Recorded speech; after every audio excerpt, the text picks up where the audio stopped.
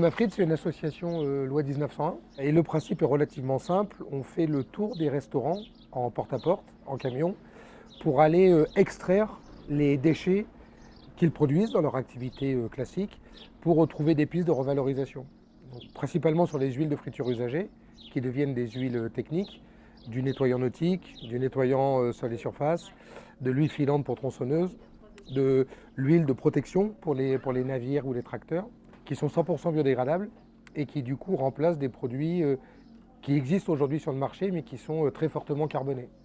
Donc le triple avantage de cette activité, c'est que c'est du recyclage, de l'économie circulaire, parce que le déchet de l'un devient la matière première secondaire de l'autre, donc ça permet de faire vivre un territoire. Et puis surtout, en termes d'usage et de santé publique, c'est beaucoup moins nocif à la fois pour les usagers, c'est-à-dire celles et ceux qui travaillent avec ces produits au quotidien, et puis du coup pour l'environnement en général, parce que à un moment donné, tout arrive dans la mer, et puis chez nous, c'est une absolue nécessité de garder la mer propre, parce que c'est là-dessus que se développent tous les métiers de l'ostréiculture, tous les métiers de la mythiculture, la pêche, et puis bien entendu toute l'industrie touristique. Nous, depuis 15 ans, on travaille avec Roule Mafrit. Ça nous permet d'avoir nos huiles qui sont débarrassées directement dans notre établissement. Voilà. Et après, on sait en plus qu'elles sont traitées et recyclées sur Oléron. Donc on a un minimum de transport et par des personnes et une association que l'on connaît. Au début, nous n'avions pas de ramassage d'huile de friteuse. L'huile de friteuse, c'était assez contraignant. Il fallait la stocker, l'emmener à la déchetterie, la vider nous-mêmes, bidon par bidon. Ça nous prenait beaucoup de temps. Et nous le faisions. Et je sais qu'il y a d'autres restaurateurs qui prenaient des solutions plus rapides, donc de les jeter un peu n'importe où. Alors qu'on sait très bien que les huiles de friteuse chargées et sales, c'est un produit qui est très polluant. Donc pour que ça marche, sur la durée, il faut que chacun joue le jeu. Et on a 357 adhérents aujourd'hui, voilà. Ce qui représente 100 tonnes d'huile en année hors Covid. Là, c'est un restaurateur vertueux qui n'a pas trop fait cuire son huile de friture. On voit qu'elle est très claire et très liquide, qu'il y a à peine de déchets dedans. Donc ça, c'est une huile qui est facilement revalorisable. L'huile a toujours été un composant de base pour fabriquer des dégraissants. Par exemple, le savon de Marseille, hein, c'est le plus connu.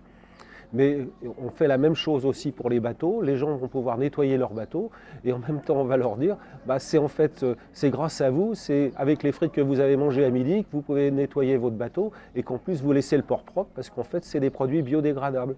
Donc en fait c'est de l'économie, c'est vertueux et puis c'est ludique et puis c'est souriant. On n'est pas dans le coercitif ni dans le pénalisant. Les gens ne sont pas des vilains pollueurs. En fait, tout le monde à son niveau peut arriver à enclencher quelque chose de vertueux. On ne peut pas obtenir une huile de friture correctement recyclée si on ne respecte pas le protocole du début jusqu'à la fin. Donc voilà, là c'est de l'huile filtrée.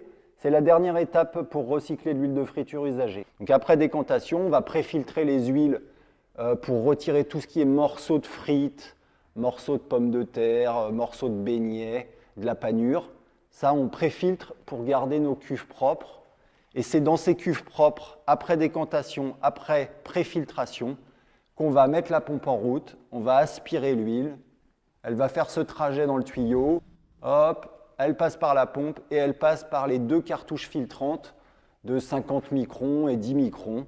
Et c'est à ce moment-là qu'on obtient l'huile filtrée utilisable dans différentes applications telles que la carburation dans les vieux moteurs ou alors des produits dégraissants ou des huiles de décoffrage ou des huiles filantes de chaîne de tronçonneuse. Enfin, il y a différentes applications qu'on peut obtenir à partir d'une huile de friture correctement recyclée.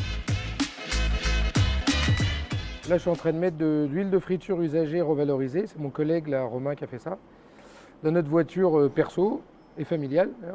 Et c'est ce qu'on fait avec les véhicules de l'assaut, parce que l'idée, c'est d'être cohérent dans le fond et la forme pour faire la preuve par l'exemple et pouvoir dire, oui, c'est possible. Avant qu'on arrive, par exemple, ça coûtait 20 000 € par an de débouchage des canalisations sur Oléron, parce que les huiles étaient jetées dans les toilettes.